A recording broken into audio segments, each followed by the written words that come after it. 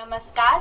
आज हम mission 27 news channel के माध्यम से उदयपुर की गौरीशा सोनी जो 7th क्लास में पढ़ती है उनसे उनके गुरुदेव सियाग योग के एक्सपीरियंस के बारे में हम जानेंगे।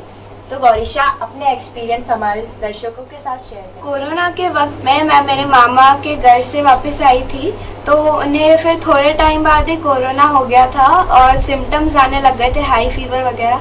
तो फिर उन्हें हॉस्पिटल में एडमिट कराया था क्योंकि वो कोरोना पॉजिटिव आए थे, उन्हें बहुत हाई फीवर था। तो मम्मा मेरी बहुत रोती थी, हम दोनों बहुत ध्यान करते थे, उनके लिए बहुत प्रे करते थे। तो गुरुदेव ने ऐसा चमत्कार करा कि मुझे यहाँ से ही ध्यान करते वक्त वहाँ का हॉस्पिटल का सारा सीन दिख जाता था।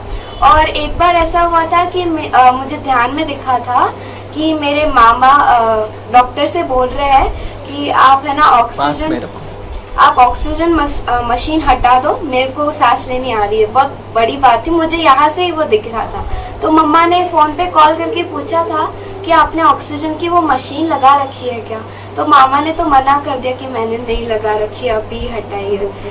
और फिर एक और चीज हुई थी कि मुझे एक और बार मैंने ध्यान किया तो मुझे गुरुदेव ने बोला कि मैं तेरे मामा को वापस है ना सही सलामत और एकदम हेल्दी घर लेके आऊंगा।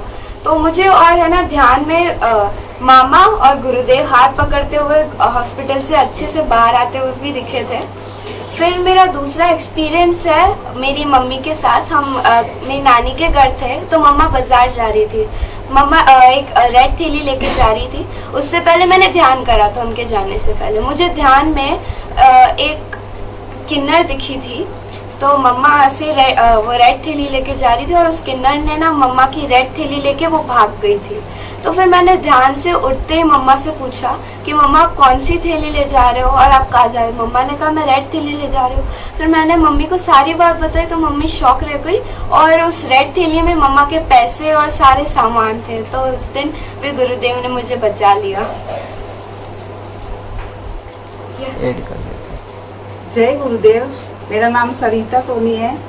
मैं आपको गुरुदेव के बारे में बहुत अच्छे चमत्कार बताना चाहती हूँ, क्योंकि इतना बड़ा चमत्कार हुआ है मेरे साथ कि मेरी मम्मी बहुत बीमार थी और फिर वो बच्चे के इधर एग्ज़ाम थे। तो मैं जाने के लिए हिचकिचा रही थी कि एग्ज़ाम में पढ़ाना भी है, मैं कैसे जाऊंगी, मिलने नहीं जा पाऊंगी। तो गुरुदेव ने मेरी बेटी को आके कहा कि नहीं तेरे को जाना है, तेरी माँ से मिलने जाना है। तो मैंने कहा कि नहीं गुरुदेव, मेरे बच्चे के एग्ज़ाम है और मेरे अंकल के दोनों बच्चों की शादी भी थी। तो मैंने कहा शादी भी अटेंड हो जाएगी और है ना एग्ज़ाम भी हो जाएंगे, ताकि मैं आराम से वहाँ पे अटेंड भी कर लूँगी, मम्मी से भी मिल लूँगी, सब काम हो जाएगा। ये सोच के मैंने मना कर दिया, नहीं पीयू मैं नहीं जाऊँगी। लेकिन गुरुदेव बार बार इसको आके बोले थे कान में, मतलब उसको आवाज़ आ रही है कि गुरुदेव मेरे को कह रहे हैं कि नहीं मम्मा आप जाओ, नहीं मम्मा आप जाओ। तो मैंने कहा नहीं मैं शादी में चली जाऊँगी। तो फिर गुरुदेव ने उसको बोला आके कि शादी में तो दुनिया जाएगी, तू तेरी माँ के लिए जा। ये बोला तो फिर मेरे को एकदम रोंगटे खड़े हो गए कि गुरुदेव ऐसे बोल रहे तो कोई तो बात है, मेरे को जाना चाहिए माँ से मिलने। तो फिर संडे था उस दिन और एकदम से प्लानिंग बनी, फटाफट मैंने सारा बैग पैकिंग करी और बच्चों को छोड़ के मैं निकल गई। और गुरुदेव ने ऐसे भी कहा कि तू पढ़ाना बच्चे, इस गोरांच के अगर एग्जाम है तो तू पढ़ा देना।